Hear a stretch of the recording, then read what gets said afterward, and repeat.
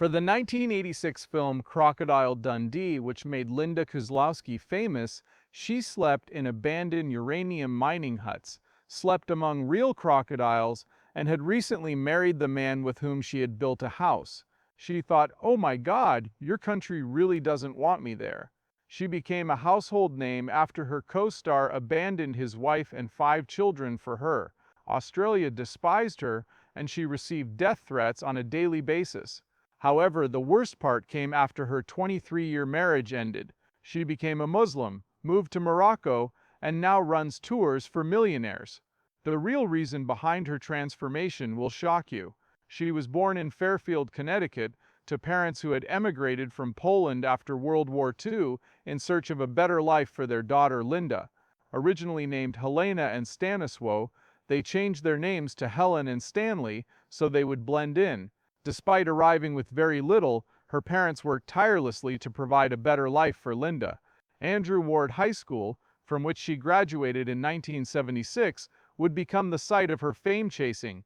Even as a student, she was well respected for her acting chops. She would memorize not only her lines but the entire script, and she would step in to help other actors when their performances went wrong. Her portrayal of Emily in Our Town garnered local attention, and some even said that the audience was moved to tears, which is unusual for a high school performance. Linda's talent was immediately apparent, and she continued to stand out. Her achievements didn't end there. She was accepted into the prestigious Juilliard School in New York City, an achievement that is achieved by less than 1 in 12 students. Unlike most students, Linda decided to pursue both acting and opera singing, which meant juggling long hours of practice, schedules, and little sleep, but she persevered through it all. Her teachers recalled how effortlessly she could transition from delivering a dramatic monologue to singing an Italian aria. Even at that young age, people could see that she was building something bigger. In 1981, at the age of 23, she made her professional stage debut in an off-Broadway production of How It All. More than 200 actresses had tried out for the role, but Linda was the one cast. The play's themes, including immigration and identity, resonated strongly with her own experiences. Critics took notice, with one describing her as a revelation, a review that stays with casting directors. For Linda, this was more than just a good performance, it was the beginning of everything. Then came Infor. She landed a supporting role in a massive production of Arthur Miller's Death of a Salesman. The play was a Broadway revival of the classic, and it was jam-packed with A-listers. Linda played Miss Forsyte, and while she wasn't the show stealer, her scene stood out. The New York Times lauded her for giving the character new life, and her performance did more than earn her doll. She gained Hollywood attention for her work in theater, which led to a new opportunity. In 1985, producers were looking for an actress to play the lead role in an Australian film called Crocodile Dundee. The plot entailed a rough-and-tumble Aussie and an intelligent, inquisitive American woman thrust into dangerous situations. The producers weren't looking for a big star, just someone new. Linda auditioned, and she had with limited screen experience. She had some TV and theater credits, but she wasn't famous. Hundreds of other actresses auditioned for the part, but when she read lines alongside Paul Hogan, something clicked. Their chemistry was genuine, not forced, and she landed the role, along with a 3-film deal worth $500,000. But she didn't merely show up. Everything came together during filming of Crocodile Dundee. The humor, romance, and charm. The making of the film was just as chaotic as the film itself. One of the most intense moments occurring during a river attack scene in Australia's Northern Territory, because the actress was well prepared, having studied the culture and learned Australian slang. She wanted Sue Charlton to feel authentic, not like an outsider pretending. On set, actress Linda Kuzlowski, Sue Charlton, came dangerously close to being dragged into the water by a gigantic crocodile. However, the real deal was much more dramatic.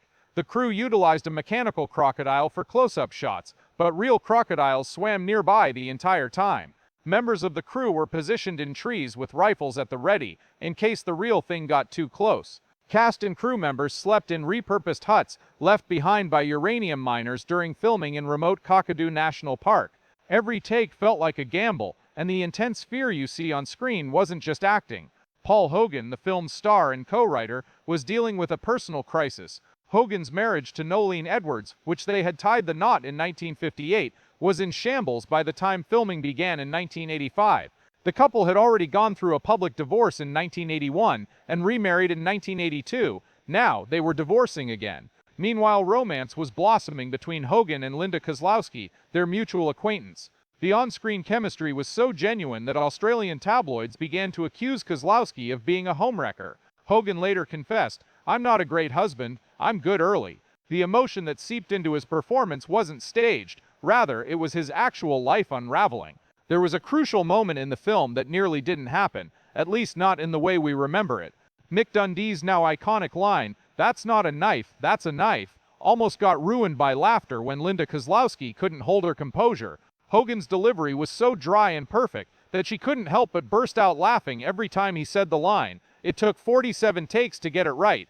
Filming on a busy New York street is challenging enough without this comic turn. Regimen. Even the crew struggled to keep it together. However, adversity transformed into magic, and the scene became one of the most quoted in film history. The hidden laughter, which revealed a deeper story about the bond between the two stars, not only captivated audiences, but also garnered awards. In 1987, Linda Kuzlowski was honored with a Golden Globe. At the time of her nomination, she was relatively unknown to the general public, but she was already making waves on the red carpet, and interviews, demonstrating that undeveloped talent could compete with industry heavyweights like Diane Wiest and Mary Elizabeth Mastantonio for the title of Best Supporting Actress. This was her first big film, and nobody had predicted that she would be nominated. Starring seasoned actors, it was a Hollywood-loved Cinderella story, but this time it originated in a tiny Australian film that nobody predicted would become a smashing success, but Crocodile Dundee did.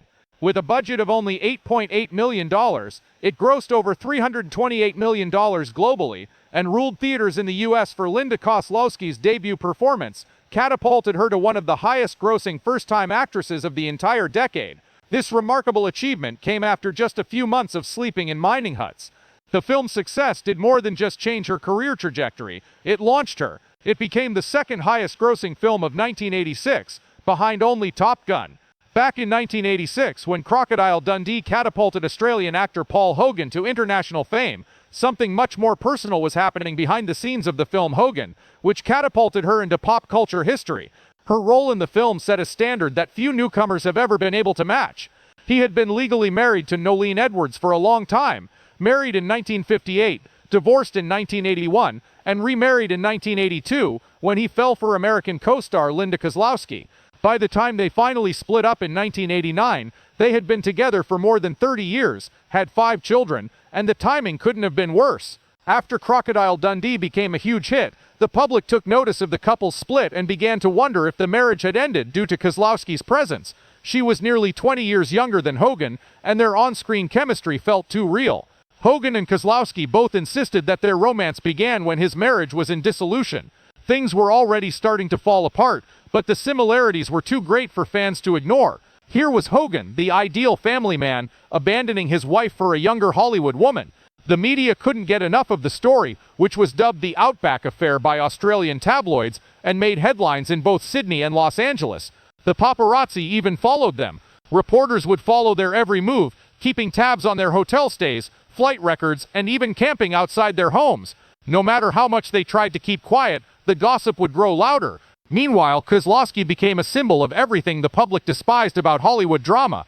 People didn't just talk, they acted. Kuzlowski even received hate mail and was threatened with death.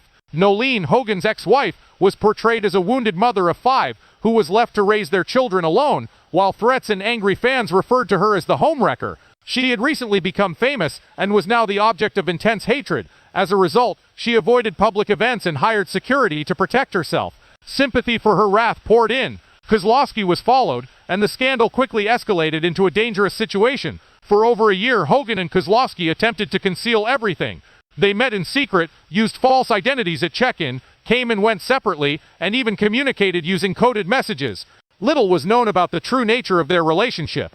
When the truth about Hogan's marriage broke out, his public image took a nosedive. Fast forward to May 1988, and Crocodile Dundee 2 exploded at the box office, earning over $239 million worldwide on a budget of $14 million.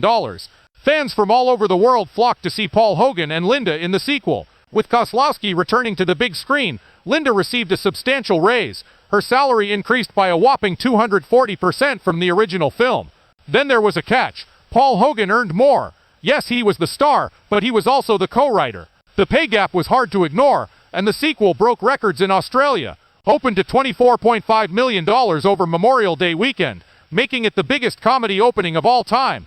It went on to become the fifth highest grossing film of 1988, making nearly $60 million worldwide. Despite her newfound fame, Linda was untreated. As an equal in Hollywood, scripts began to flood in after the movie's success, but there was a catch. They all looked the same. Linda was offered roles like the girlfriend or the pretty sidekick, with no leads or depth, just eye candy next to a comedic man. On the other hand, she received offers for Ghost, Pretty Woman, and Basic Instinct, all of which would become iconic films. Pretty Woman made, despite Sharon Stone's meteoric rise to fame thanks to $463 million Basic Instinct, Linda firmly rejected the role, saying she didn't want to be nothing more than a pretty face on screen. This rejection shocked many in the entertainment industry, but Linda had trained for more substantial parts and yearned to be recognized for her talent, not her good looks. Then, along came Pass the Ammo, which was supposed to be... Linda was riding high on the success of her last film, a dark comedy starring Bill Paxton, which had an $8 million budget and an innovative take on televangelism. Unfortunately, the film bombed, earning only $169,000, a loss of over $78 million. The movie vanished from theaters almost immediately after its release, dealing her a devastating blow. Next thing you knew, she was a cast member in one of the biggest duds of the year. Instead of pointing fingers at the script or the direction, the industry took it personally and cast Linda Kuzlowski. Little did Hollywood know that she was more than just a pretty face. She had trained at Juilliard and performed on Broadway. Her talent and experience were recognized, but no one paid attention. The fact that she was married in 1990 further cemented her reputation as Paul Hogan's mistress, and by the time she returned to Los Angeles for Crocodile Dundee in 2001, she felt trapped in the past. Audiences no longer cared about her acting chops or her training. All they could see was her as the American. By 1989, the girl in the Australian comedy had had enough. She informed her agent that she was prepared to quit, saying that she was sick of the scripts, the sidelines, and Hollywood's insistence that she didn't have anything else to offer. She had recently experienced a box office disaster, watched other actresses thrive in roles that she had turned down, and she still felt like a supporting player in her own films. For nearly 8 years after marrying Paul Hogan, Linda Kuzlowski struggled to conceive. It was a painful time for her. She felt emotionally drained, professionally frustrated, and filled with fear that she might never become a mother. Her career was not only frustrating, but heartbreaking as well. She was willing to give up fame and money just to escape the trap. It felt like a miracle when she gave birth to their son Chance in 1998, at the age of 40.